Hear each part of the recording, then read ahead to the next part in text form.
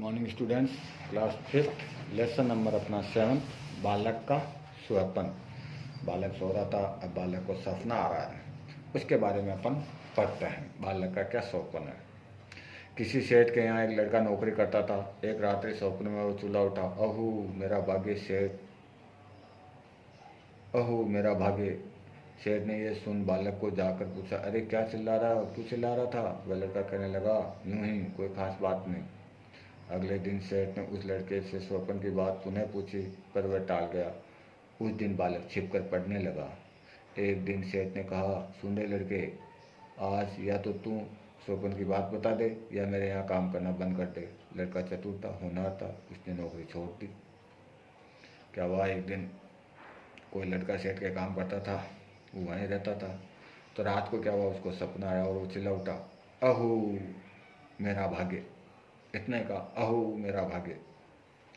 सेठ ने ये सुन बालक को जगाकर पूछा, अरे तू चिल्ला रहा था।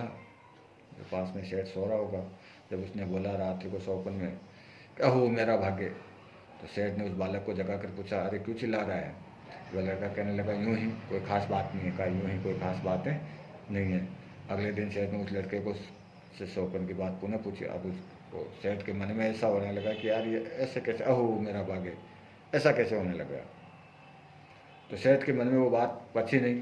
वो लड़के को वापस पूछा अगले दिन, लेकिन वो लड़का टाल गया। उस दिन बालक छिपकर पढ़ने लगा, और उस दिन बालक क्या हुआ, छिपकर पढ़ने लग गया। तो एक दिन सेठ ने कहा, सुन रहे लगे। अब वो बालक क्या हुआ, धीरे धीरे पढ़ने लग गया छिपकर। तो एक दिन सेठ ने कहा कि सुन रहे लड़के, आज तो या तो तू मेरे को वो सपने की बात बता, नहीं तो यहाँ से मेरा काम करना बंद कर दे। लड़का होशियार था, चालाक था, उसने नौकरी छोड़ दी। उसने पढ़ाई चालू रखी। इसी बीच उसे गांव के जमींदार के यहाँ नौकरी मिल गई, और उसने क्या करा, अपनी पढ़ाई को चालू रखा। इसी बीच उसे उसी गांव में एक जमींदार के भी वहाँ नौकरी मिल गई। एक दिन सेठ जमींदार के यहाँ कपड़े लेकर आया। उसने लड़के को वहाँ काम करते देखा। सेठ ने जमींदार के लड़के के सपने और निकाल ले जाने की बात बता दी। इस पर जमींदार ने उसे बुलाकर कहा, लड़के गया तो तू मुझे उस सपन की बात बता दे, अन्यथा आज ही मैं तुम्हें अपने यहाँ से हटा दूंगा। परंतु लड़का धुन का पक्का उधर नीचे था। इसी बीच क्या हुआ, जमींदार आया वहाँ पे। जमींदार पे वो नौकरी करने लग गया था, पढ़ भी रहा था। लेकिन एक दिन क्या हुआ कि वो सेठ वहाँ जमींदार के आया कपड़े देने के लिए, तो उस लड़के को वहाँ काम करते हुए देखा। तो उस सेठ ने जमींदार को पूरी बात बता दी सपने के बारे में, कि भाई इसको मैंने पहले भी, ये मेरे यहाँ नौकरी करता था, मैंने इसको इसलिए निकाला। तो जमींदार ने भी उसे बुलाकर कहा कि भाई या तो मुझे वो सपने की बात बता दो, अन्यथा आज ही मैं भी तुम्हें यहाँ से नौकरी से निकाल दूँ। परंतु वो लड़का धुन का क्या था, पक्का उधर नीचे था। उसने कुछ नहीं बताया और नौकरी से अलग हो गया। फिर भी उसने अपनी धुन का उधर नीचे था, उसने उस जमींदार को भी नहीं बताया और उससे भी वहाँ की नौकरी छोड़ दी। उसने अपना अध्ययन चालू रखा। वह किसी प्रकार अपनी सूझबूझ से राजा के यहाँ साधारण नौकर हो गया, और वह अपनी सूझबूझ से वहाँ के राजा के पास एक साधारण नौकर की तरह नौकरी लग गया, नौकर बन गए। और फिर धीरे धीरे उन्नति करते करते एक दिन राजा का मंत्री बन गया। और धीरे धीरे वो क्या हुआ कि वहाँ पे उन्नति करते करते क्या हुआ, एक दिन मंत्री बन गया।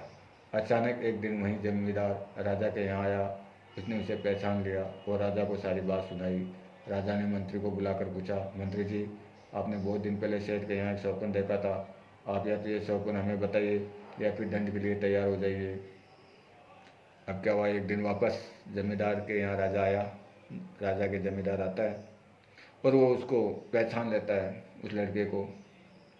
तो राजा ने मंत्री को बुलाकर पूछा, भाई मंत्री जी, आपने बहुत दिन पहले सेठ के यहाँ काम करा था और आपने जो स्वप्न देखा था वो हमें बताइए, नहीं तो आपको दंड देने के लिए आप तैयार हो जाइए। मंत्री ने स्वप्न बताने से इनकार कर दिया।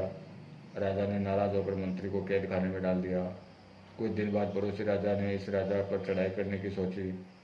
उसने सीमा पर अपनी सेना पर जमा कर ली। उसने इस राजा तथा मंत्री की चतुराई जानने के लिए 2 घोड़ियाँ भेजी और पूछवाया कि इनमें माँ कौन सी है और बेटी कौन सी है। सभी ने अपनी अपनी बुद्धि लगाई, पर समस्या का कोई हल नहीं सका। अब क्या हुआ कि भाई मंत्री ने वो स्वप्न की बात नहीं बताई, तो राजा को बुरा लगा तो राजा ने क्या हुआ, नाराज होकर मंत्री को कैद खाने में डाल दिया। कुछ दिनों बाद में क्या हुआ, पड़ोसी राजा था, पड़ोसी राजा ने इस राजा पर चढ़ाई करने की सोची। भाई पड़ोस पास का जो राजा था उसने इस राजा पे आक्रमण करने की, चढ़ाई करने की सोची। उसने सीमा पर अपनी सेना भी जमा कर ली थी, और सीमा पर जैसे लगती है एक गांव से दूसरे गांव की, एक राजा से एक गांव से दूसरे, जहाँ पे राजा है और दूसरे राजा की जहाँ सीमा आपस में लगती है, अपन देखते हैं ना कि भाई जैसे नागौर जिले की सीमा खत्म हो जाती है, फिर अजमेर जिला चालू हो जाता है, नागौर जिला, जयपुर जिला, तो ऐसी प्रकार की सीमाएँ होती थी पहले भी, आज भी है, पहले भी हैं। तो वो क्या होती थी, उस सीमा पर उन्होंने सेना भी जमा कर ली। उसने इस राजा तथा मंत्रियों की चतुराई जानने के लिए 2 घोड़ियाँ भेजी कि भाई राजा कितना होशियार है, यहाँ के मंत्री कितने होशियार है। तो उनकी चतुराई जानने के लिए 2 घोड़ियाँ भेजी और पूछवाया कि इनमें से कौन सी बेटी है और कौन सी माँ है। भाई 2 घोड़ियाँ भाई पूछे तो शुरू राजा ने, वो राजा होशियार था थोड़ा पहले वाला, तो वह उस राजा को परखना चाहता था कि यहाँ के मंत्रियों और राजाओं में कितनी बुद्धि है। तो उसने क्या करी, 2 घोड़ियाँ भेज दी और पूछा कि इनमें से माँ कौन सी और बेटी कौन सी है। सभी ने अपनी अपनी बुद्धि लगाई पर समस्या का कोई हल न कर सका। सभी राजा मंत्री सब ने अपनी अपनी बुद्धि लगा ली, लेकिन इस समस्या का कोई भी उत्तर नहीं खोज सका। राजा का नौकर बंदी मंत्री को नित्य भोजन देता था। राजा का जो नौकर था वो मंत्री को हमेशा भोजन देता था। उसने सारी बात मंत्री को बताई। राजा की परेशानी सुनकर मंत्री कहने लगा, उसने भाई जब वो नौकर देता था तो नौकर उस मंत्री को भोजन देने आता था।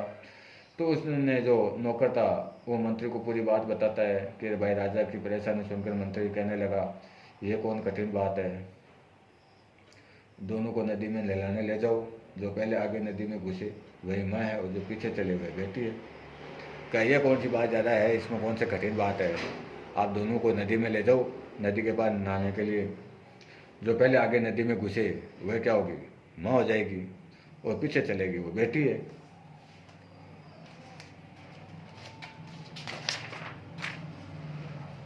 इसके बाद उसी प्रकार के 2-3 पर्सन राजा ने भेजे। तो इसके बाद क्या हुआ, बात हो गया, माँ बेटी के बारे में पता चल गया कि भाई जो आगे जाएगा वो क्या है, माँ है, पीछे है क्या है, बेटी है। तो इसके बाद में उसी प्रकार के 2-3 पर्सन राजा ने भेजे। मंत्री ने सबको हल कर दिया। पड़ोसी राजा ने ये सोच कर कहा कि इसे हराना कठिन है। इसी प्रकार 2-3 पर्सन और भेजे उसने, और सभी को उस मंत्री ने हल कर दिया। तो पड़ोसी राजा ने यह सोच से कर लिया कि इसे हराना कठिन है। तब राजा को पता चला भाई ये तो अपने हर आंसर का जवाब दे रहा है, इसका मतलब इस राजा को तो हराना कठिन है। अपनी सेनाएं हटा ली और उसने क्या करा कि भाई पहले परखने के लिए कि राजा और मंत्री यहाँ के कितने होशियार है, तब उस राजा ने इस राजा के पास 5-6 पर्सन भेजे और सभी के पर्सन उसको सही लगे, आंसर सही आए। तो उसको राजा को लगा नहीं, इस राजा पे अपन आक्रमण नहीं कर सकते, और उसने अपनी वहाँ से सेनाएं हटा ली।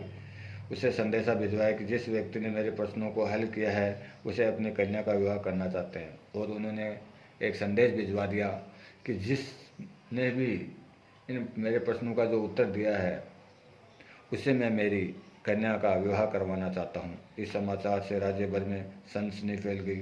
उस बंदी मंत्री की चारों ओर प्रशंसा होने लगी। इस समाचार से राज्य भर में सनसनी फैल गई, भाई ये राजा उस कन्या की, मेरी उस बेटे की शादी करवाना चाह रहा है। तो उस बंदी मंत्री की चारों ओर, जो मंत्री बंद था, जेल में था, उसकी चारों ओर प्रशंसा होने लगी। राजा ने उसे तुरंत मुक्त कर दिया। इसके बाद पड़ोसी राजा ने अपनी कन्या का विवाह उससे कर दिया। राजा ने मंत्री को अपना आधा राज्य भी दे दिया। इसके बाद इस राजा ने भी उसे बहुत सी चल और अचल संपत्ति भी दी कि भाई शादी भी हो गई, आधा राज्य भी मिल गया। उसके बाद इस राजा ने भी उसे बहुत सी चल और अचल संपत्ति दे दी। कुछ दिन बाद एक दिन प्रातःकाल इस मंत्री राजा ने दोनों राजाओं, जमींदार तथा सेठ सभी को अपने यहाँ आमंत्रित किया। कुछ दिन बाद में क्या हुआ, एक दिन प्रातःकाल इस मंत्री राजा ने उस जमींदार को भी बुलाया, उस सेठ को भी बुलाया और दोनों राजाओं को भी बुला लिया और सबको आमंत्रित किया। जब वे सब वहाँ उपस्थित हुए तो उस समय वह मंत्री राजा पलंग पर महल के विशाल एवं सुसज्जित कक्ष में लेटे थे। तो जब सबको आमंत्रित किया तो वो जो मंत्री राजा था वो अपने क्या थे, एक पलंग पर महल में आराम से लेटे हुए थे। उसकी पत्नी उसके पास बैठी थी। इसके अतिरिक्त अन्य कई नौकर भी उसकी सेवा में जुटे थे। चारों व्यक्ति उसके आसपास बैठे थे। और उसके अतिरिक्त क्या हुआ था कि चारों ओर महल में नौकर नाकर सब बैठे थे, सब बैठे थे। तभी उस मंत्री राजा ने कहा, यही दृश्य जो आप लोग इस समय यहाँ देख रहे हो वो मैंने सपने में देखा था। कि जो आप दृश्य ये देख रहे हो यही मैंने क्या सपने में देखा था। और तभी मैं स्वप्न में चिल्लाया था, ओहो मेरा ऐसा भाग्य। तभी तो मैंने सपने में चिल्लाया, ओहो मेरा ऐसा भाग्य है क्या। मैंने तब ये बात आप लोगों को बता दी होती तो आप में से कोई भी इसे पूरा न होने देता। हो सकता था कि ईर्ष्या, लोभ और अपमान के वशीभूत आप मुझे मौत के घाट भी उतरवा देते। अगर उस समय मैं आपको ये बात बता देता तो आप लोभ में आके आप मेरे को ईर्ष्या लोभ में कुछ भी करके आप मेरे को मौत के घाट भी उतार सकते थे। सच है, अपने मस्तिष्क में जो विचार है उनकी व्यर्थ चर्चा न करते हुए उन्हें योजनाबद्ध तरीके से पूर्ण करने में जुट जाना चाहिए। कर्म, कठोरता, लगन और निष्ठा से कोई भी व्यक्ति महान बन सकता है। कुल मिला के स्वप्न का बात है कि कोई भी अगर आपको अपने मस्तिष्क में कोई विचार आ जाता है अच्छा, तो उसको उनकी व्यर्थ चर्चा न करते हुए उसे योजनाबद्ध तरीके से उस कार्य को पूर्ण करने में अपन को जुट जाना चाहिए। कर्म, कठोरता, लगन और निष्ठा से कोई भी व्यक्ति महान बन सकता है। ठीक है, इसके अपन क्वेश्चन आंसर बाद में करेंगे। धन्यवाद।